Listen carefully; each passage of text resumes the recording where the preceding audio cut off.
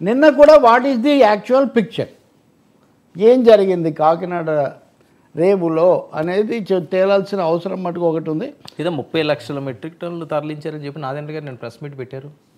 Sir ఇప్పుడు 2021-22లోనే అక్కడ 42,000 కోట్ల రూపాయల విలువైన బియ్యం ఎగుమతి అవుతున్నాయని ఉంది. నిన్న నాదెండ్ల మనోహర్ చెప్పింది 49,000 కోట్లని.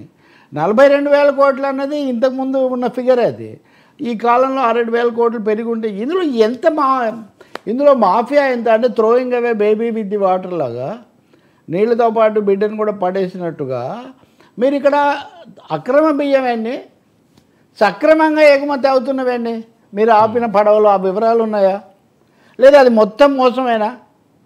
అది మొత్తం మోసమైతే ఫిర్యాదు పడి చేశారా? 4-5 రోజులు అయింది కదా ఇది జరగబట్టి. కాబట్టి ట్రాన్స్పరెన్సీ వాళ్ళకు లేదు, జరిగిన యాక్షన్లో కూడా కంప్లీట్ డీటెయిల్స్ రావట్లేదు కదా. ఇక్కడ పోలీస్ ఏమో సైలెంట్, పోలీస్ ఏమని మాట్లాడిందా ఇంతవరకు?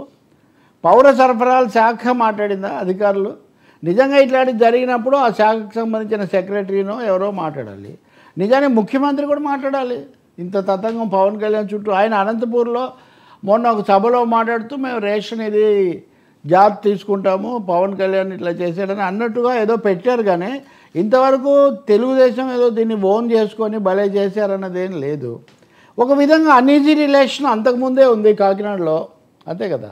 ఎంపీ వర్గానికి జనసేనకు తెలుగుదేశంకు మధ్య లోకల్ ఎమ్మెల్యేకు ఇప్పుడు మీరు మళ్ళీ ఇది తీసుకొచ్చారు. కాబట్టి దీని డైమెన్షన్స్ చాలా సందేహాస్పదంగా ఉన్నాయి.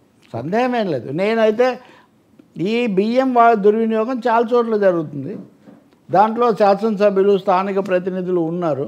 వైసీపీ వాళ్ళే దీన్ని అంతా పెట్టారు, ఆ హోమ్ డెలివరీ అనడంలోనే పథకం ఉందని మనోహర్ అన్నారు. దాన్ని ప్రూవ్ చేసి ఉండొచ్చు. మనోహర్ స్పీకర్గా డిప్యూటీ స్పీకర్గా ఉన్నాడు. జగన్ వాళ్ళ నాన్న వైఎస్ రాజశేఖర రెడ్డికి చాలా సన్నిహితుడు. ఆయన ఎస్టాబ్లిష్ అయిందే రాజశేఖర రెడ్డి సన్నిహితుడిగా. ఆయన అదృష్టం ఏంటంటే నాదెండ్ల భాస్కరరావు కొడుకుగా కంటే ఆయన రాజశేఖర రెడ్డి అనుచరుడుగా వచ్చి అక్కడి నుంచి స్పీకరే కిరణ్ కుమార్తో ఉండి ఇట్లా నడిచింది ఆయన గ్రాఫ్ అలా ఉంది. మరి అటువంటిప్పుడు మీరు ఆ వివరాలన్నీ పెట్టేయండి ప్రజల ముందు. 5-6 రోజులైనా, అసలు ఇన్ని రోజులు ఎందుకు?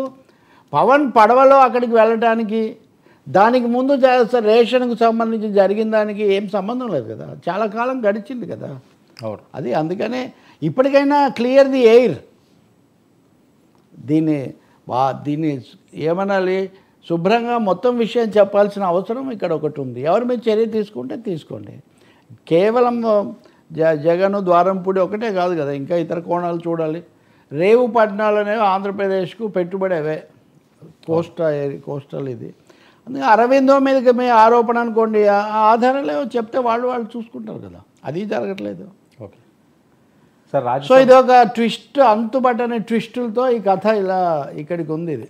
Okay sir. రాజ్యసభ అదే పవన్ కళ్యాణ్ యాక్షన్లో చూసామని కొంచెం ఆయన అభిమానులకు మటుకు కొంచెం సంతోషం, హ్యాపీ.